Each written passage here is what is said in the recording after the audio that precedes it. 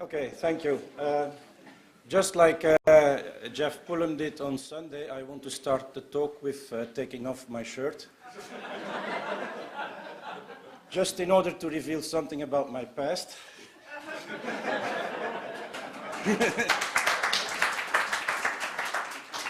So this is the occasion where I first met HPSG. It's a flexible framework, as you can see, it still fits.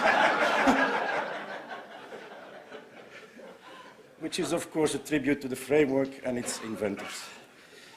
What are we going to talk about? Well, about generalized raising in Dutch verb clusters, so very similar to what Erhard and Zuneko were talking about before, just they were talking about German, but Dutch has similar phenomena. Then in a second part, I will argue that we need to differentiate complement raising from subject raising, rather than having a kind of generalized argument raising. Then I will give an alternative for this generalized raising and a conclusion. So here is an example of a Dutch verb cluster. Of Peter het boek zal kunnen vinden. This might be the marked order in German, but in Dutch is the unmarked one. It's the most common one. So with the finite verb in front, which is the auxiliary zal, then we have the modal kunnen, and then we have the main verb vinden. Now, if you are a transformationalist, of course, what you say is that in order to bridge the gap between vinden and its arguments, namely Peter and het boek, you do some verb raising. But in a monostratal framework, we don't have that kind of freedom. So we take a surface-oriented monostratal representation, which is inspired by work of Mark Johnson in GPSG and Hendrik Nakazawa in HPSG. Now, what the problem is, you can easily see here, zal kunnen vinden is considered to be one verbal complex, so it's one constituent. But the two arguments of vinden are not anywhere near vinden, they are further up the tree, so you see the subject Peter and het boek. So in order to bridge that gap, there is this miracle here, argument inheritance. So verbs like the future auxiliary and the modal auxiliary, they select as their most oblique argument a non-finite verb, and they inherit all the subcat requirements of that verb. So you can see it at work here. Starting at the bottom, kunnen is a modal. It selects vinden, which is the infinitive. It takes over the two arguments that vinden wants, and then when it is combined with vinden, the most oblique subcat requirement is cancelled, and you go on with the other ones, and the same for zal. Now, later on, with the replacement of subcat by a number of valence features like subs and comps and SPR, and the introduction of the argument structure feature, the same idea can be implemented like this and illustrated like this. I mean, it looks exactly the same, it's just that now we have a distinction between subs and comps. Now, since we have this distinction between subs and comps anyway, I want now to argue that we need to differentiate complement raising from subject raising in the sense that subject raising is a lexical phenomenon and complement raising a phrasal one. So what is the evidence for that? First of all, there's verbs in Dutch which raise their complements, which allow complement raising, but they are subject control verbs. So we have complement raising without subject raising. An example from a tree bank is Kasparov beschuldigde Gorbachev ervan dat hij het bloedvergieten niet had willen stoppen. Now, willen is part of the verb cluster here. It selects stoppen. It's a subject control verb, just like its equivalent in English, namely want. The complement, the raised complement of stoppen, het bloedvergieten, the bloodshed, is raised. So it's raised just as in the other cases. This is possible for a large number of subject control verbs in Dutch. We did some tree bank investigation. There were 21 of them. So you find more examples on your handout. It's not only willen, it's also proberen. It is weten te in the sense of manage to. It is leren, so to learn. And it is not even confined to the verb clustering verbs, but also to the main verb uses of them. So for instance, you have here geprobeerd, to try in English. Ik heb geprobeerd te bellen. again taken from a corpus, not invented by me. So I have her tried to call. So her is the complement of bellen, of to call. And we don't have a cluster here because you don't get the ersatz infinitive. So you have the past participle geprobeerd in this case. Okay, so so far we have shown that we can get complement raising without subject raising. Now I'm going to give some arguments as to why why raised complements should not be put on the argument structure list of the selecting verb. And they relate to binding and to passive. So first let's have a look at the binding facts. Binding A principle, an anaphoric pronoun must be co-indexed with a less oblique argument on the same argument structure list. Nou, dat hij zich dat spel niet meteen ziet winnen. Okay, now we have here an ACI verb, ziet, see in English. And what you see is that the raised subject of winnen, zich, should indeed be included in the argument structure list of ziet, because it's reflexive and it follows the binding principle if it is included in that list. So you see in 17a, co-indexation of the first two NPs. Binding B principle, a non-anaphoric NP may not be co-indexed with a less oblique argument on the same argument structure list. Dat hij hem dat spel niet meteen ziet winnen, so I've only replaced zich for hem. And here, this hem must have another referent than hij, so you have a different index for the second NP. Now, when we look at raised complements and not at raised subjects, as I just did now we are going to look at raised complements, we see that binding principles no longer work if they are included in the argument structure list of the matrix verb. An anaphoric pronoun must be co-indexed with a less oblique argument on the same argument structure list. That's again the binding principle. Now we see dat hij ons zich niet meteen ziet uitschakelen. So now this zich here is the complement of uitschakelen. So if we include it in the argument structure list of the ACI verb, okay, then we have what we have in 19a here. So we have the same index for the first NP and the third NP. So according to the binding principles, that's okay, but actually it's a very ungrammatical sentence. It's not well formed, this sentence. And also for the binding principle B, we get the result opposite of what we expect. Dat hij ons hem niet meteen ziet uitschakelen. This is okay, both if hem has the same referent as hij and if hem has another referent than hij. So again, unexpected. Now what about passive? Passive is defined as an operation on the argument structure list, whereby the first element on the argument structure list goes to the last position. Now what we see is here we have vragen, that is an object control verb, dat hij ons vroeg het huis te verkopen. So ons is a complement of vroeg, and we can apply a passive there. Dat wij werden gevraagd het huis te verkopen. So no surprise there. But look what happens with a raised complement. So now I'm taking a subject control verb again, namely probeerde. Dat hij ons probeerde het huis te verkopen. Here ons is a complement of verkopen. It has been raised. It's not a complement of proberen. And what we see now is that it is not possible to make a passive. Dat wij werden geprobeerd het huis te verkopen is ungrammatical.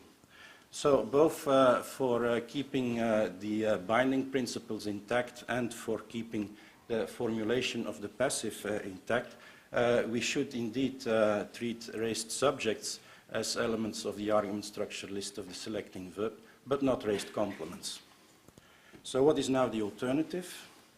First of all, easy for subject raising. Dutch is exactly the same as English, so whatever constraints you have for English will also work for Dutch.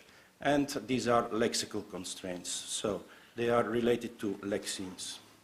Actually, the number of lexemes that belong to both of these classes, subject raising and object raising verb, is limited. I mean, it's a couple of dozen for both. That's it. But complement raising turns out to be much more common. And the proposal on how to model this is spelled out here. So in a headed phrase, the comps list of the non-head daughter is appended to the comps list of the mother. So here you see it applied.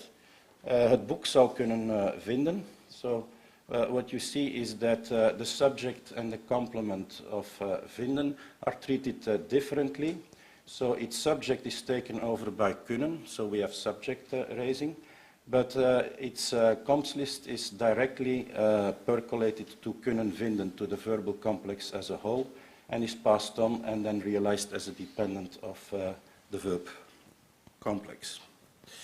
Now this looks like a small difference, but the important point is that, first of all, we avoid the problems with binding and with passive.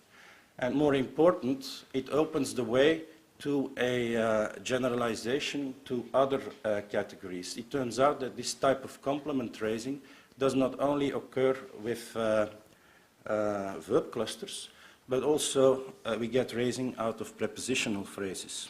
So here is an example. Zij daar nog wel van hield. Dat zij daar nog wel van hield. That she still liked it. So what you see here is that hield takes a subject and a PP complement, but the PP complement just consists of the stranded preposition van. And what is actually the complement of van is realized by this pronoun daar. So you can model that in exactly the same way as we did for the verb clusters before. So the comps requirement of van is taken over by the verbal complex van hield, then by nog wel van hield, and then realized as a dependent of the verb daar. So this is a phenomenon known as R movement in Dutch, but it does not only occur with R pronouns. In the handout you also see an example with a directional phrase. It's also possible to get this raising out of adjectival complements, at least predicative adjectives. And since predicative adjectives can take prepositional phrases as their complement, you here have a case of iterative complement raising. So in the same way as you have iterative subject raising, you can have iterative complement raising. So what you see here is that may preposition is without complement. The requirement is taken over by blij mee, from there to blij mee is, and niet blij mee is, and finally realized as daar. Okay, so this is pretty unconstrained, this thing. I said it applies to headed phrases, but there are actually language-specific constraints, and one part of the treatment is to find out what the relevant constraints are. Now for English, we are immediately ready, because the empty comps constraint simply disallows complement raising. It's an extreme case, no complement raising at all. So if you take this formulation of the Ginsberg and Saag book, you see every phrase has an empty comps list, so there cannot be any complement raising. 1 minute, okay. But in Dutch, in spite of the fact that complement raising is possible in general, you cannot just raise complements out of anywhere. So for instance, in the case of prepositional phrases, raising is possible if the preposition is PP final, not if it is PP initial. So dat we nog steeds op een goede afloop hopen. There you cannot take out the complement and realize it somewhere else. I mean the complement of op. So in order to make the distinction, I add a feature for specifying prepositions, P-type, saying whether it is P initial or P final. This is also lexically relevant because there are quite a number of prepositions in Dutch that are inherently P initial, and there's a few that are inherently P final. You find them on the end, on the handout. So here is the constraint. In a headed phrase that is of type P initial, the comps list must be empty, so there can be no complement raising out of P initial PPs. Now, some independent evidence for making this distinction between two kinds of prepositions is given by the PP over V phenomenon. So we hopen op een goede afloop shows that P initial PPs can be in the naagveld, so after the verb, also in subordinate clauses.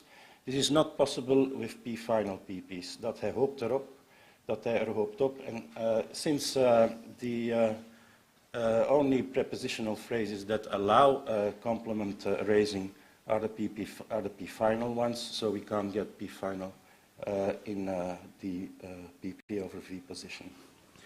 Okay, so conclusions. There is evidence for differentiating complement raising from subject raising. To model subject raising in Dutch, we can use the same lexical constraints as for English.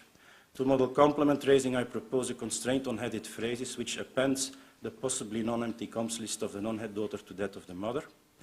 Complement raising is not only possible out of verb clusters, but also out of PPs and predicative APs.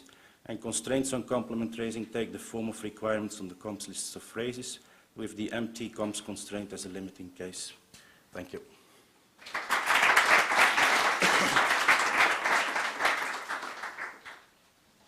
A few minutes for questions, comments.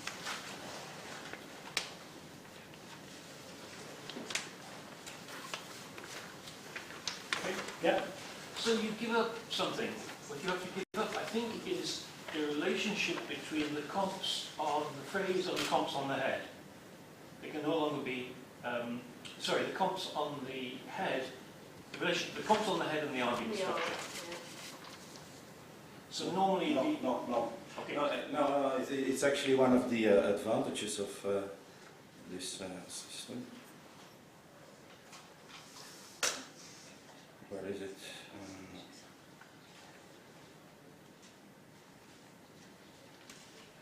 Yeah, here we have it.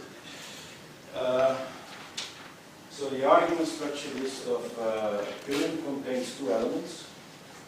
The one of Leuven contains two elements. And so what you see is that the number of elements on the argument structure list is no longer dependent on how large the verb cluster is in which they appear.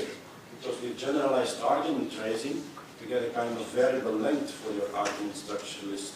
I don't have that, it's a fixed length. And furthermore, the argument realization principle is satisfied here because the first element on the argument structure list is the subject, and all the other ones are on the comps list. So actually we get a more transparent relation here between argument structure and the valence features than we used to have. And we get more stability in the argument structure feature value, because it does not depend on which context it happens to find itself in, what the number of arguments is. Because if you put here, instead of a transitive verb, a bitransitive verb, with the generalized argument raising approach, and you get not 3 but 4. If you take an intransitive one, there's only one. So it becomes a function of what kind of verb cluster it is in, but not in this. Do we have something like the remote passive that we have in German? I don't think so. Okay, because you would need this other kind of raising for the remote passive, right? Yeah. So this is for Dutch. Yes? I just wondered if you could say briefly why you had adopted things this way rather than a kind of linearization analysis or something. So, you know, for example, if one said that all the head initial PPs compact and head final PPs don't compact, and then things can float up somehow, but, you know, so the whichever one it is, the textogrammatical structure is whichever one, you know, the things are put together capital style, but then they don't appear where they combine. So is there some reason for adopting this approach than that approach? I don't see them as alternatives. I see this as an alternative to generalized raising, but not necessarily as an alternative to linearization approach. I mean, I would not use a linearization approach here. You can always do it and stick to everything else I said. It sort of reminded me of Holmberg's generalization in Scandinavian languages, but the other way around. Right. So what happens in Holmberg's generalization is something can't, so in a head initial structure, something can't go further to the left over a head that would normally proceed. And what you've got here is essentially the mirror image of that. So, what I've given is just one constraint out of time constraints and the other ones. But the second one is that out of V initial VPs, you cannot raise complements either. Right. And the third one is that out of C initial CPs, but they are also C initial you cannot raise them either. Sure. So there is a link there between where the head is and whether or not you can raise so the relative linear and given the fact that English is mainly head first, you can also see the link there with the fact that there is no complement raising in English. Maybe we can continue this discussion in a break.